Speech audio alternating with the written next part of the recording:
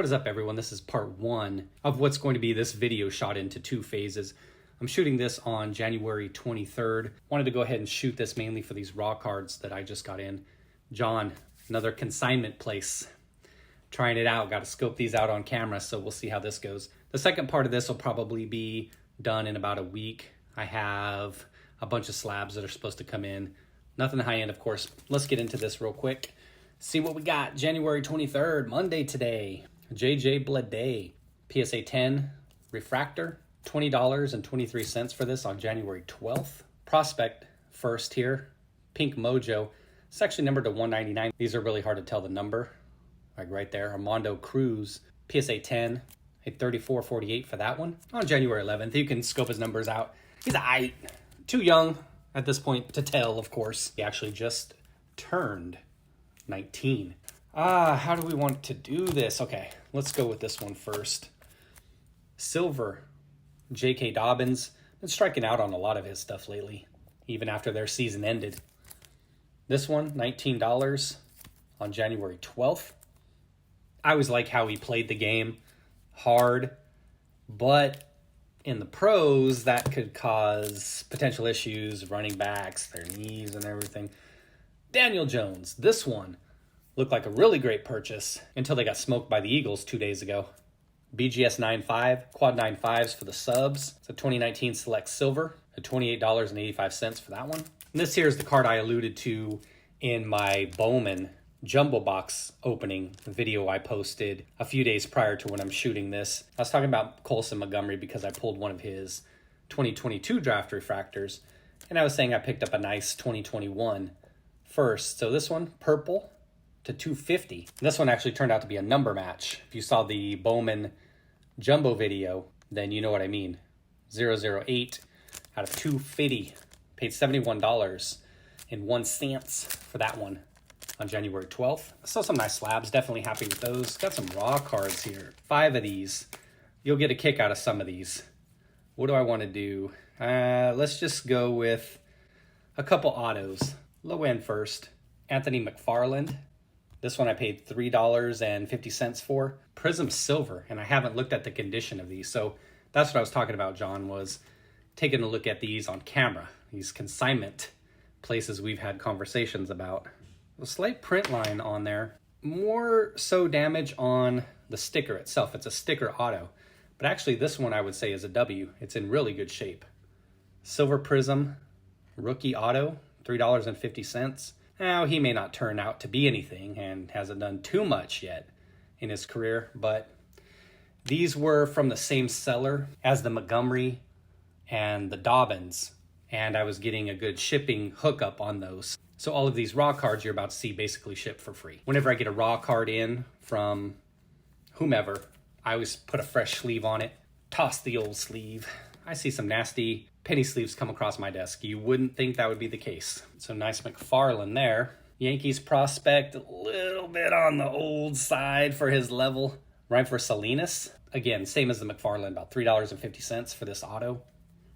This set is notorious for centering issues.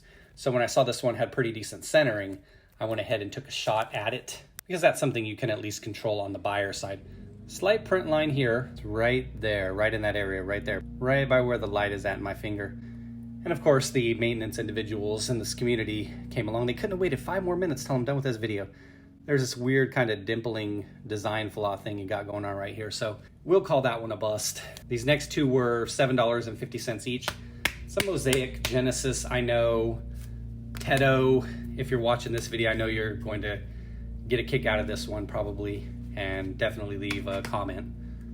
And the same with my other Wally World peeps, and maybe others as well. It's a Sam Darnold Genesis, baby, $7.50. Some light print lining on this one. When I submitted the Mahomes Genesis I pulled in the same set, it had some slight print lines, maybe about the same amount, and it's still 10. I don't know. I'm not saying I would even submit this one for grading, but it was cheap. I went for it. He's a USC guy. Who knows what they're going to do next year at quarterback. Redemption story, decent enough. Like I said, whenever I buy these raw cards, as long as they come along and they look like they might be 9s, then I'm good with that. Anything above that, huge win. All right, second to last card is a 2021 Mojo Auto, Non-first, this gentleman actually had his first in 2020 Chrome. Patrick Bailey, catching prospect for the Giants. He's 23. You see that print line right there, it runs all the way down the card. Not heavy, right? Like if you look at it just like this, you can't see it, right? And I think what I talked about before, when sellers try to sell you junk, they'll try to pull that move on you. So that's why you have to get in there with the light, because then you can see it. It had some slight scratching on the sticker itself, but still, I think it looks pretty good. Print lines, what can you do? Apparently, I can't do anything about my hair either. He goes in the W pile. Last one for this part of the video. It is a dual patch rookie quarterback from the 2021 class. I got it for $18.50. Dual patch rookie auto from that class. Which quarterback could it be? I mean, obviously it's not Trevor Lawrence. Obviously it's not Justin Fields. Mac Jones? You probably get it a little bit more than $18.50. This is a guy that, based on where they finished the year, that they are probably going to be looking, or I should say most likely looking for their next franchise quarterback. Me, I talk about this in the Discord if I were a GM, which as the joke goes is why I'm not. But I would look to trade that pick. There are several quarterback hungry teams out there that would give up a ton. I think he could be decent, but third round pick. They don't owe him anything. He's had a couple years. I think he's decent. I'd like to see him get a shot with actual talent around him. Davis Mills, dual patch auto, numbered to 75. I thought the card was sexy. God, my hair just will not cooperate today. Good thing this is the last card. I got to get out of here. $18.50 for this card. I felt good about picking it up. Will he get another shot? Who knows? Will he be a bridge to whomever they draft if they do go quarterback at number 2? Like I said, if it were me, I just feel like you see a lot of times in these situations where teams like to be continuously trying to find that franchise quarterback, but I think you have to have a lot of other pieces in place first for a guy to be successful. Brock Purdy, as great as he's been for the 49ers, he couldn't go into Houston and win games, my opinion. So you have to get skill around him, or at the very least an offensive line. Wide receiver or 2 wouldn't hurt, but he's somebody I've been trying to scoop up things of on the cheap. And actually his prices haven't been as cheap as I expected for a lot of stuff. So we'll see how things develop over the coming months with his market. And my assumption is if they take a quarterback in the draft and he's still on the roster, that you'd probably see his stuff drop.